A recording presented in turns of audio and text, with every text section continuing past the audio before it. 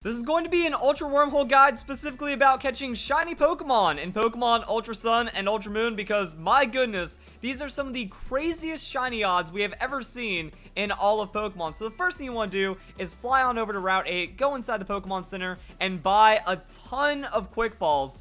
I don't really know how many to recommend. I just grabbed 50 because that should do. And Quick Balls are going to serve a double purpose here. First off, you can just throw a Quick Ball at one of the shiny Pokemon that you encounter, and there's just a very high chance that you can go and capture it because there's quite a few rare Pokemon that you just can catch. It's good to go. So yeah, that's like the only drawback to the shiny hunting method is that there is a limited amount of Pokemon that you can get through this way, but at the same time you can still use it to get competitive Pokemon, so it is pretty good. As you might have noticed, I just flew to Howley City. Why am I flying to Howley City if I'm trying to catch shiny Pokemon? I should be going to Pony Island because that's where the Ultra Wormhole is. Well, this is one of the reasons why we bought so many Quick Balls, is that what we want to do is just go to this patch of grass across from Pokemon Center and just start spamming Abra. Just catch as many Abra as you can, and this is going to be very important because Abra has Synchronize. Now with Synchronize, a wild Pokemon that you encounter has a 50% chance of being the same nature as that Pokemon with Synchronize, which is also why we need to go and spam a lot of Abras, because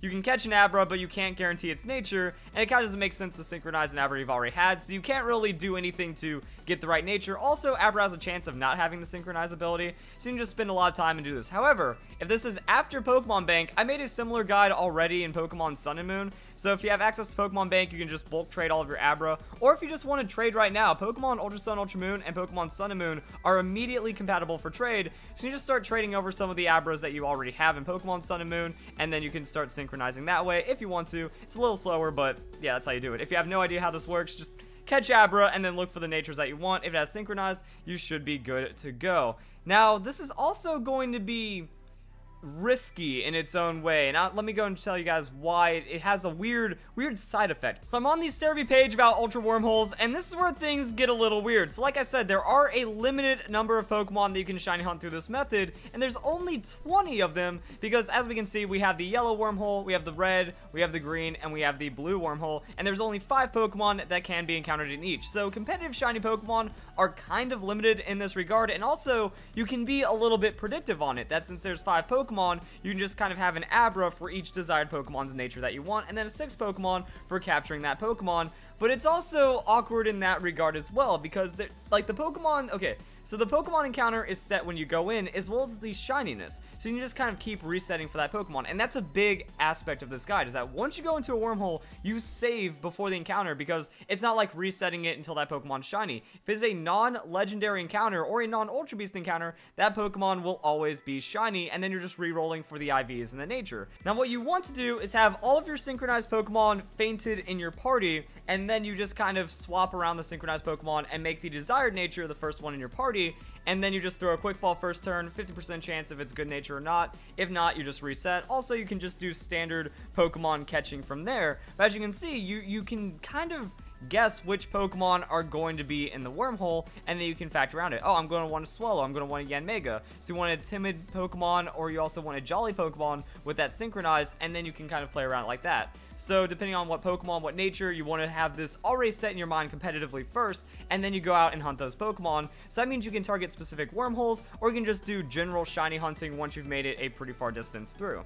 Now to make things even weirder, you can actually quick link. So if you wanted to, you can trade with another DS, like with one of your other game cartridges that has all the synchronized Pokemon that you could possibly want, and then you just trade in the Abra and then put it in your first slot. Now, unfortunately, it does mean you will be battling a low-level Abra against a level 60 Pokemon that you're encountering, but you can still link trade. You can set it up depending on what Pokemon you've encountered. So let me show you how you would do this. Now let's say I already know the Pokemon, I already trade or anything like this, but this is how you'd find out to set it up. So I'm going to go and terminate the connection right now, and then I'm just going to run into the Pokemon just to see what Pokemon I'm encountering. So what you do is you head over here, you find out what Pokemon it is, you just save your game beforehand because it's always going to be the same Pokemon, it's going to be the same encounter, and then let's go and find out what it is. So Pokemon attacks us, and this one is going to be Grumpig. So I don't know many people that use the competitive Grumpig, but say you just want like a modest bulky attacking Grumpig. Well, I know it's Grumpig, so I hit LR start. That's going to soft reset my game, and then I would just get a modest synchronized Pokemon ready, because it doesn't even have to be Abra. Abra is just the easiest one to farm, but if you already have it from even Omega Green Alpha Sapphire or other games, just have a bank of synchronized Pokemon, then you just trade over your modest Abra, you throw it down, and you're good to go. As for IVs, the Pokemon you encounter is going to be level 60. So with a level 60 Pokemon, it doesn't take a lot of experience to get up to level 100. Also, with the Festival Plaza, you can use the rare kitchens, and then that can help level up your Pokemon really quickly as well. So it's not going to be super hard to get a Pokemon to where you can hyper train it and get max IVs. If you are going for competitive, that's going to be the best thing. So soft resetting for IVs I don't think is as important. What you just want to do is have that synchronized Pokemon ready, and then you can get your shiny hunts done that way. But also, if you don't have a second DS to trade to, you can just have the 5 synchronized Pokemon. That way you're ready for any Pokemon that you might encounter. So that'd be the breakdown right there. Now let's go out and actually get some shinies. So the overall effectiveness for this method of receiving shinies almost seems fake and unreal, that you might be hearing people like their first wormhole they entered, they found a shiny Pokemon. And even during my Ultra Wormhole guide, while I was doing it, my second wormhole I went into had a shiny Pokemon. Now, it was double ring, and there's some conflicting information going on. That seems like some people are saying that just the further you go, the higher chance you have for receiving shiny Pokemon. So it's kind of like Dex Nav chaining, that whenever you go further, every light year, or every X amount of light years is like a number added to the chain, that kind of increases the odds that the shiny Pokemon will appear. But other people are just saying it's more based on the amount of rings. And rings are kind of influenced by how far you go. The further you go, the more likely it is that you're going to encounter an Ultra Wormhole that has multiple rings or something. Some people are just saying that they go into like a 2-ring Ultra Wormhole, and then it's very, very, very low odds for getting shiny. I've heard as low as 1 in 4, even on like the double rings and stuff. Also, if you're doing something like this, it increases the odds of getting a legendary Pokemon, and legendary Pokemon shiny hunting is something that people might also be interested in, because whenever a legendary Pokemon is encountered, it's not the same. A legendary Pokemon will need to be soft reset. So the soft reset is still going to be like 1 in 4,000 base odds. Shiny Charm means that it gets even lower, so you have to just keep doing the legendary Pokemon encounter. Alright, we didn't get shiny. Like, that would have been crazy if it just, alright, instant shiny all the time. But if that doesn't work, I just recommend you LR start after, actually no, you can't LR start because you save before the encounter. So that is like the one drawback, is that when you realize the Pokemon isn't shiny, it does take a little bit of time to reset. So then you just have to like manually leave the Ultra Space. But like, that's about as bad as it gets with this. So yeah, I have been hearing that people are saying that the odds are incredibly low on even 2-ring, or maybe it could be distance influenced as well. So the white wormholes are pretty rare, and when you go into it, it's the same as legendary Pokemon, so you have to keep resetting in front of the Ultra Beasts. But it is amazing that Ultra Beasts are no longer shiny locked in Pokemon Ultra Sun, Ultra Moon. That's like one of the other like just super awesome things. So what I'm going to do is I'm going to see how long it takes to actually go a pretty far way in the Ultra Space. I intentionally went to that 2-star one, or that 2-ring one, because like, oh, I could get a legendary Pokemon, which means I would have to soft reset forever to be able to get the legendary, or else I was going to try to see like, oh, just another 2-star equals another shiny Pokemon. So I'm also going to look at the times for this, because I'm hearing that people are getting, you know, legendary Pokemon potentially every 15 minutes or something ridiculous like that. And even then, like, your shiny hunting is going to be faster and easier with this method than even chain fishing. And also, you could just get lucky. That another thing that I've noticed is that when the odds get super low, you just stumble into legendary Pokemon is kind of how it ends up happening. So as we can see, we're going through a lot. Okay, just barely dodged that one. It does take a little bit of finesse, but as you get better just through using the Ultra Warp Ride, you can make it pretty far and not have to worry about messing up and then making it take even longer. Whoa, what is that? Okay, so that was like the rarest. That was the 4. Okay, this is gonna be fancy. I just found a glowing portal that led me to an Ultra Beast space. Does that mean you can get Ultra Beast shiny like this? Because I've been hearing people just say like it's shiny locked like that. But if you go into a glowing portal for an Ultra Space, also I wanted to see if that means that the Overworld sprite is shiny for that the Celesteela or the Ultra Beast that you encounter as well. Like the Overworld shiny sprite would be weird, because for soft resetting the shiny Ultra Beast, oh my god, is that shiny? No, that looks. No, I was about to say like, oh my god, is that shiny? Because I think it's just more white. But it looked normal. It's like it's really weird for the shiny Ultra Beast, because you just kind of keep soft resetting for it, and it looks normal. So yeah, the Celesteela wasn't shiny. It's kind of weird because it was like, oh, gray Pokemon versus white Pokemon for that shininess. It's a little unfortunate like that, and it only took me about a minute and a half to make it to 3,600 light years.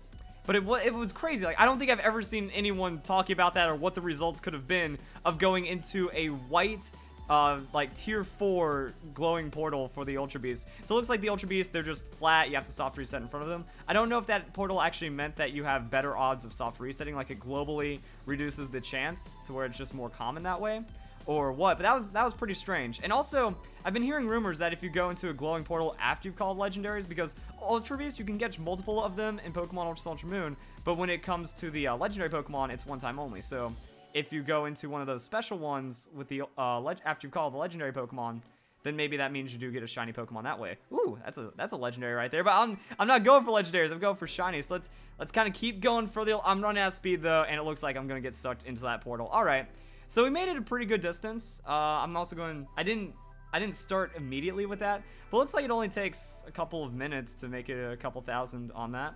Let's see if we encounter another shiny Pokemon here. Always gotta save. Whoops.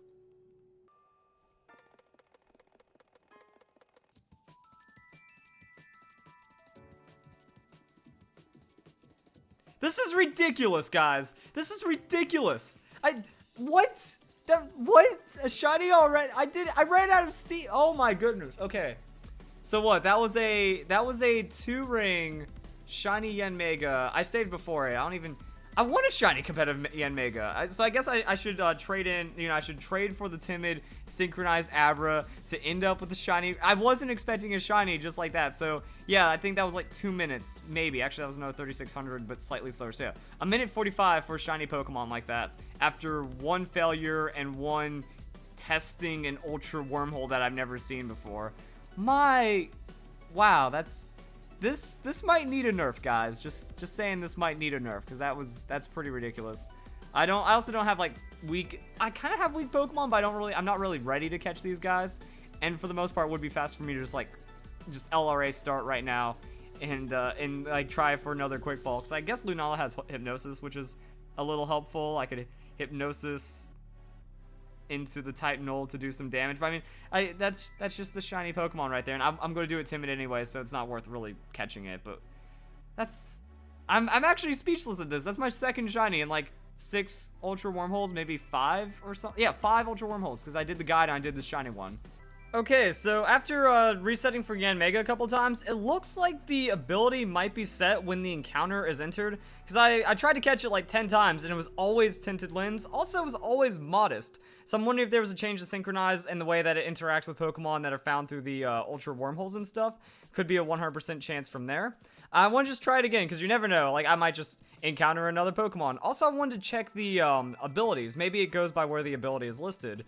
And even then, if you don't get the right ability, for the most part, you can still ability capsule. And a shiny Pokemon competitively could be worth an ability capsule, especially now that Mantine Surf can also increase the battle points that you earn and stuff. So that could be pretty solid. And now I'm just gonna surf this one out, or not surf this one out. I'm gonna go through Ultra Space for a few more minutes with this one.